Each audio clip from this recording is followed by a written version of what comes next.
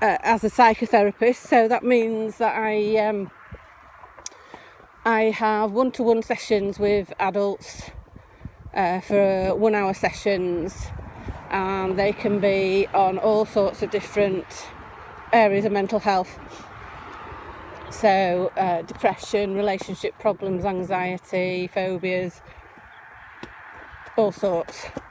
So contact me if you would like to know more about that.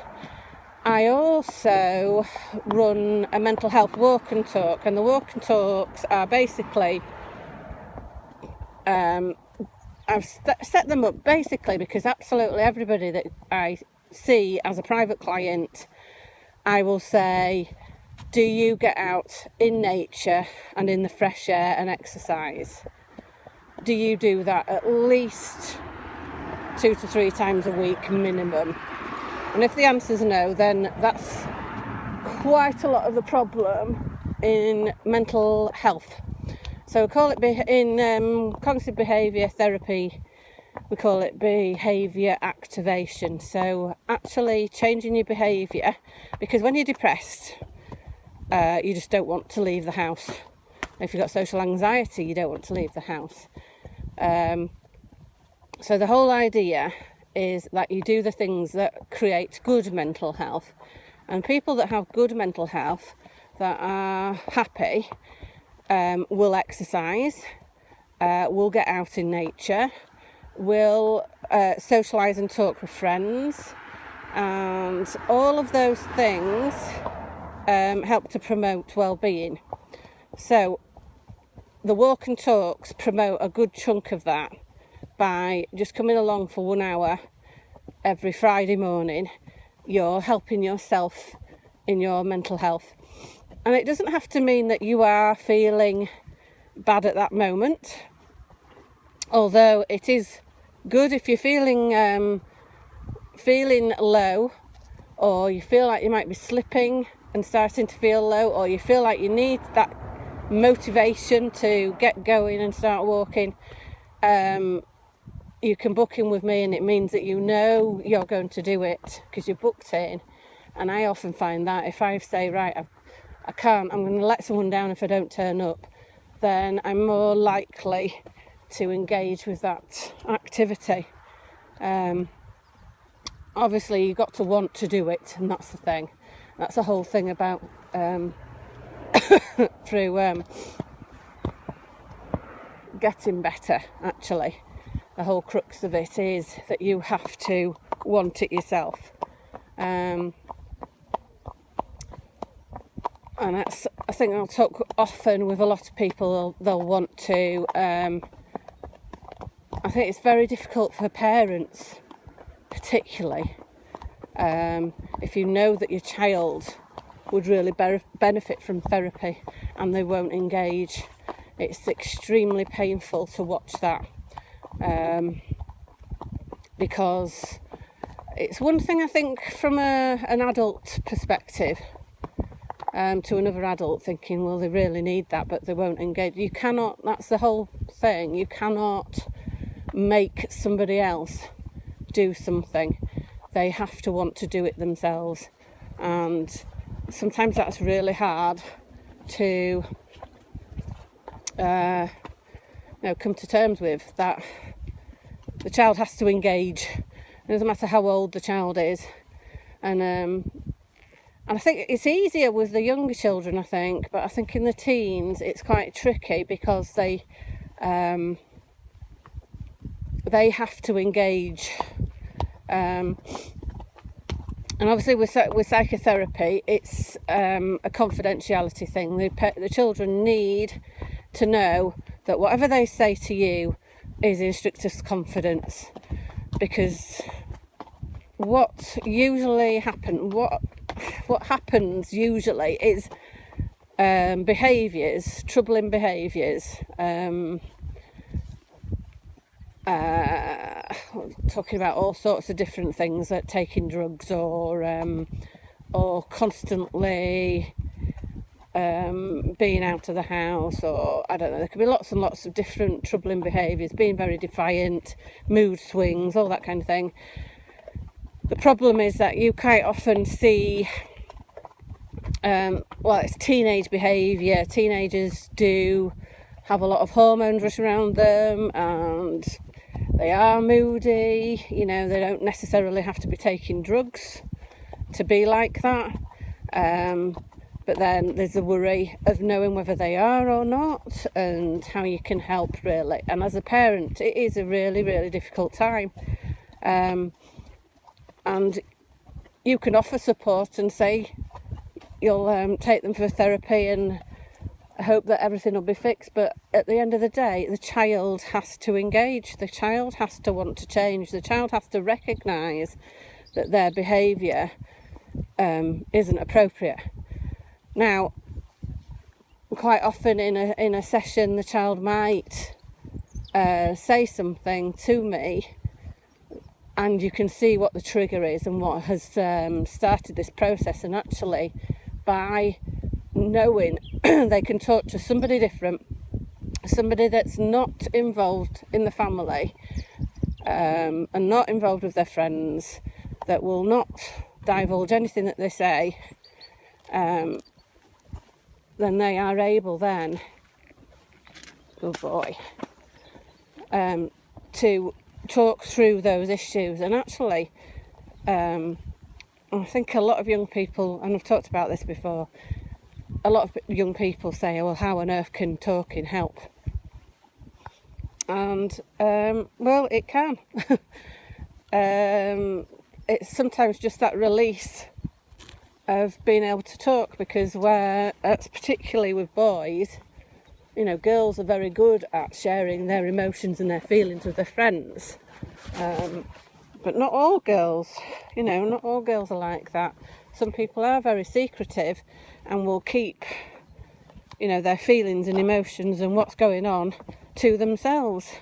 But actually doing that can make you ill, and not being able to talk through those problems, then those behaviours come out in inappropriate ways. And there are better coping strategies than taking drugs or drinking alcohol or smoking cigarettes or taking part in risky behaviour, which quite often comes out because of other problems.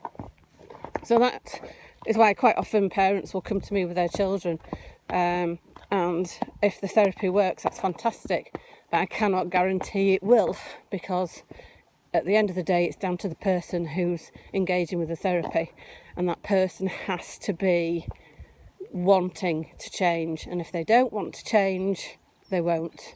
And that's a hard thing to deal with as a parent. You know, the earlier people can go into therapy and sort these problems out, the better. It's just so helpful. And it is, you know, like I said before, it is really like discovering yourself. It's working out why you behave in a certain way. And that is invaluable, really. So, it's quite cold today. So we're now on Belden Moor, and I don't know if I've been this way for a while. You can see all the little buds on the trees. Little leaves about to come out. I do love this time of year. I mean, yesterday was just gorgeous, wasn't it? I wonder where you went. Maybe put a comment below. Yeah, it's nice to enjoy some sunshine. It's amazing how different it makes everyone feel. Everyone, I know my stepdaughter yesterday was saying, because we had to collect one stepdaughter from a scout camp near Whitby, and so the other stepdaughter was with us on her own for the weekend, and on Sunday, so I think Libby had gone on the Friday night with a friend, and then we were picking them up on the Sunday. And yeah, I know Maisie was saying everyone is smiling, everyone looks happy. And it's amazing what a barometer weather is to our emotions. And I know I've talked about this before as well. I keep repeating myself, don't I? But that same theme comes through, that, and we talk about that analogy, don't we, that it's raining in my heart, and the mood is my mood is reflected in the weather and that kind of thing. But is it one way or another, you know? And quite often we talk about season affective disorder, and I know I'm affected by that, and I often wonder how people can live in places where it's really dark all the time, or really rainy and wet and grey, and how those people manage to feel upbeat. But I know that's another thing, isn't it? I think, is it Denmark, where they talk about hygge, and it's all sort of how to keep positive, all the positive things that you can do to keep that at bay. So they obviously do suffer from it, but they have to use strategies to help them feel better. Oh boy. So yeah, it's using those. It's like we talked about great dream or great learn. Great dream, I think it is. And that acronym. And it's about all the things that help you to keep happy. And obviously there's those behaviour activation things that I was talking about earlier, about getting outside, being in nature, spending time with friends, being sociable, and